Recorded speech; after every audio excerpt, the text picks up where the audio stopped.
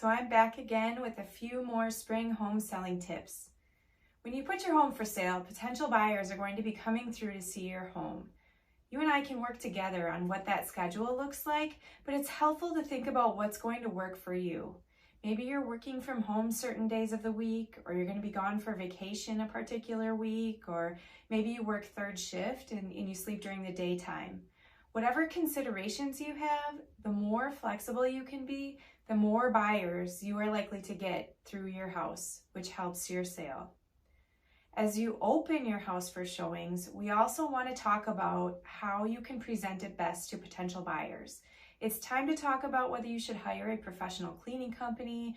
Maybe you have grandma come over and help. But we see dust in the craziest places when we do showings, and if you can avoid it, it does really help. We also walk through and talk about packing up all of those little extras that you have around your house. Picture frames, decor, clothes, books, anything you have that makes the area look full and unclean. Spring is the perfect time to do some cleaning.